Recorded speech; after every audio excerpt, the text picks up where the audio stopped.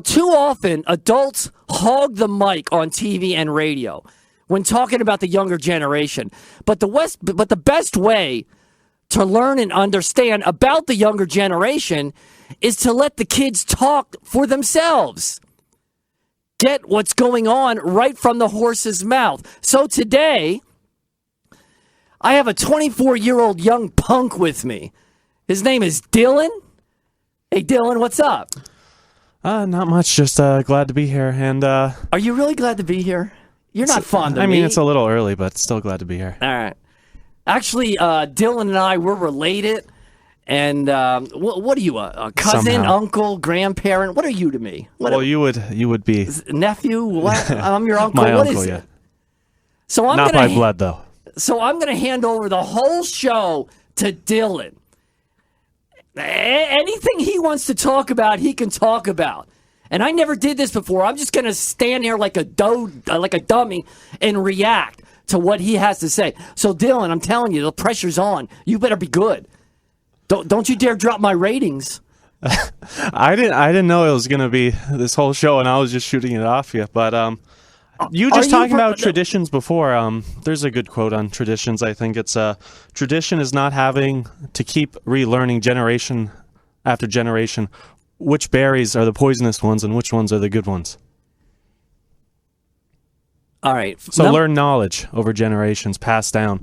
Oh, there is. And not having to learn it there is. There's yourself good and every bad single traditions. time. Okay, number one, Dylan. When you're talking, I'm uncomfortable because you're looking at me as you're talking to me. Oh, okay.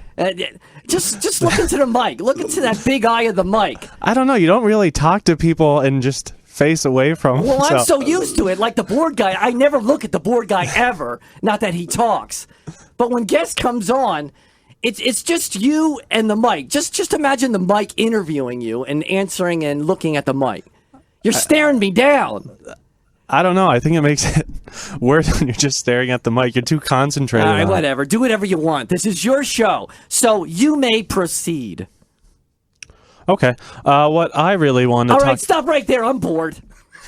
Thank you. What I wanted to talk about and bounce it off you is really kind of just where culture and religion has gone in America, the decline, sadly. And I think it's really three main elements of the decline of culture. It's the decline of the family, the decline of the community, and the decline of religion. And I think it's really, really pretty pronounced lately, especially the last 10 years. Are maybe. you going to have this demeanor throughout the whole hour? What demeanor? You seem very calm and sedate. It's well, giving I me me. the I have to creeps. bounce it off you. You're You're the a kid. opposite of it. Please Please loosen up, okay? All right, what was your question? Something about culture? Well, All right, I heard you. Yes, we talked several times about you in college. You graduated now. And you told me that kids are looking for something to believe in. And Definitely. there's nothing there. And so let's start there with your question on what's missing in our culture. To me, Purpose. What's that? Purpose. What else? What else? What are kids looking for? Tell me. You tell me. I would say guidance, purpose, things like that. Things that religion traditionally and family, community have given to them. Things like going to church, having a strong parental presence, things like that. Now they're trying to, when they're going to college, they're kind of just using the authority of like their teachers and stuff like that as the new authority, and it's leading them in a pretty dangerous direction. So if you delete God in the Bible as the ultimate authority and power, you're telling me they're looking for somebody or something, and they're looking at their almighty teachers as all-knowing and all everything. Well, yeah, it's when you take out God, there's always going to be a void, and you have to fill it with something. Right now, they're filling it because they're being told before, like 100 years ago, it was 5 to 15% of the population was going to college. It wasn't a very big thing. Now it's probably, I wouldn't even be surprised if it's not the majority of students getting out of college or going school or going to college now. So they're seeing and they're being pushed that you have to do this. They're the ones with the authority. So now instead of God, they're putting someone like a teacher or something like that instead. So what do kids do with their free time? When I was a kid, we played sports 24/7. All the time. Video games. 2 or 25. Stuff like that. Video games? Yeah, mostly, from what I see. How do you sports, How TV. do you meet people? Years ago, we had big clubs, big dance halls and clubs. You don't really have them anymore, do you? Or do you? I don't know.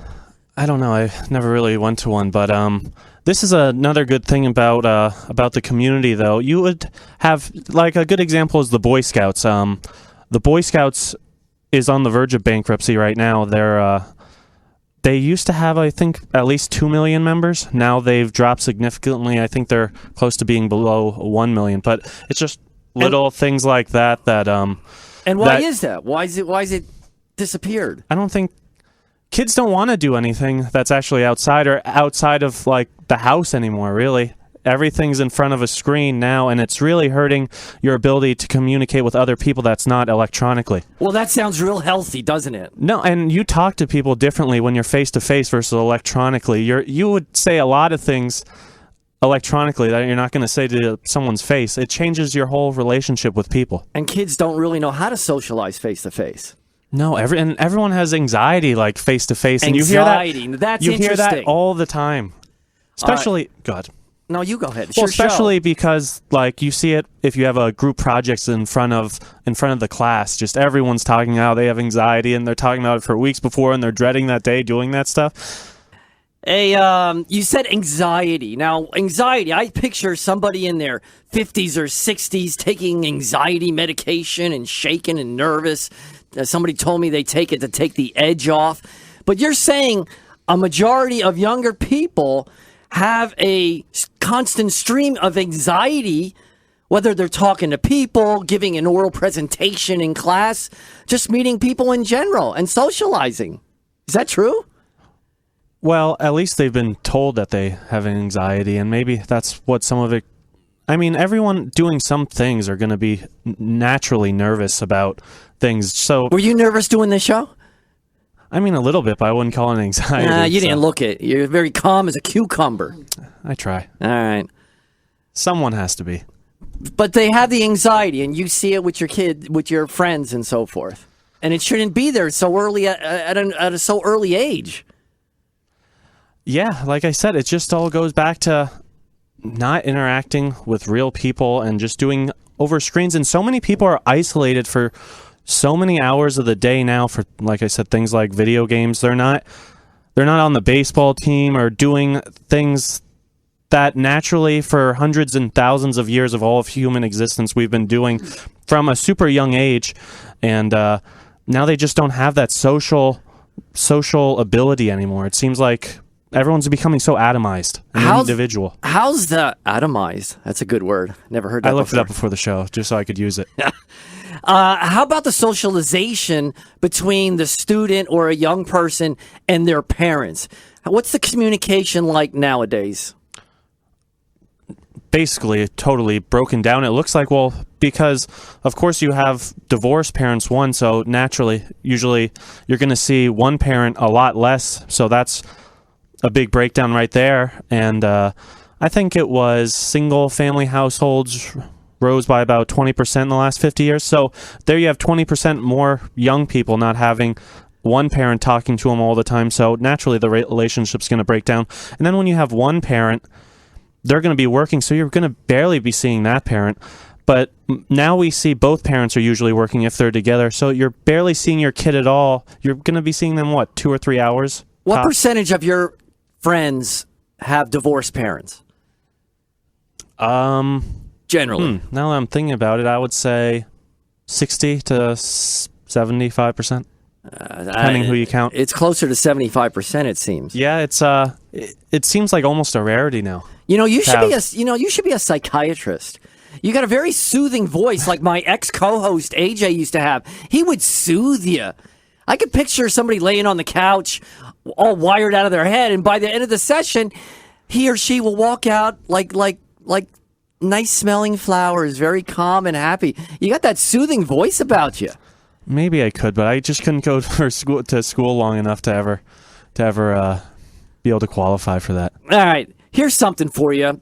We do quotes on this show, Bible quotes. Here's something, and I'd like your reaction to it on how true it may or may not be.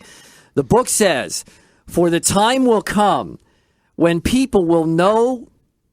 see, I screwed it up again. I got problems reading. Are you a good reader?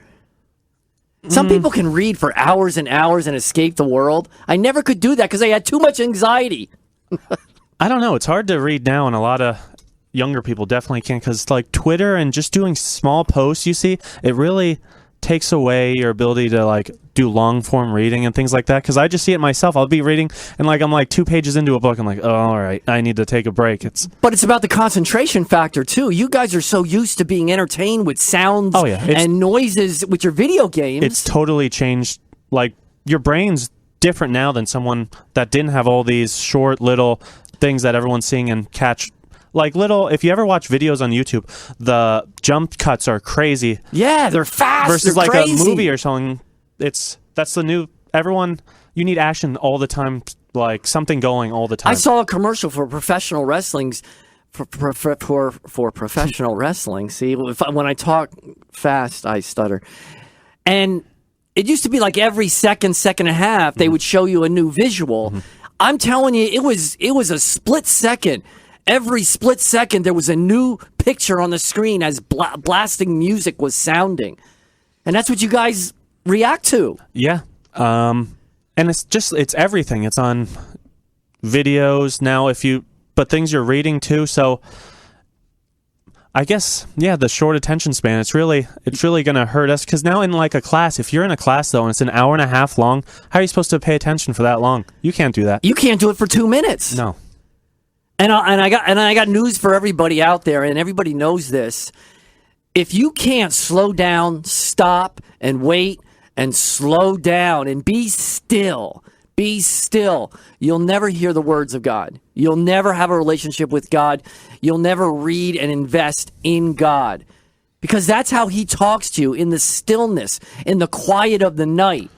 Well, and you run from the quiet of the night and the stillness. Yeah.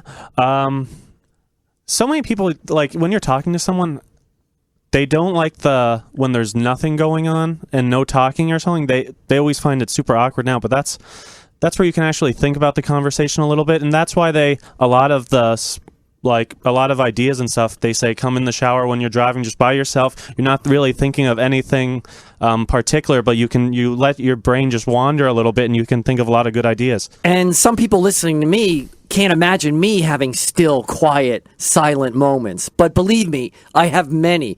Okay, the book says, for the time will come when people will not tolerate sound doctrine. They will stop listening to the truth. To me, in our society, and I think you guys see this more than ever, or you don't see it, you're oblivious to it, the truth. People have no regard for the truth and respecting the truth. They just make it up, or they don't admit it to themselves and create a fantasy reality. Well, now you see it with, on social media, there's actually a thing all about that. It's called My Truth. And there's not my truth, there's just the truth. So when you have my truth, it's you just lying to yourself to make yourself feel better about a situation, because you know you're wrong in the end, so you have to manipulate it in order to get something to make you feel better. I think this society is groomed not to listen to the truth, and the truth is the God and the Bible. Well, it's because the truth is hard, and this whole society now is really to do everything the easiest way, the most comfortable way, nothing to actually upset you ever. It's only to coddle you. And God in the Bible is an absolute truth. And when you tell people that there's an absolute truth to living life and so forth, it doesn't compute, because they've been trained to have my truth. And what's the word?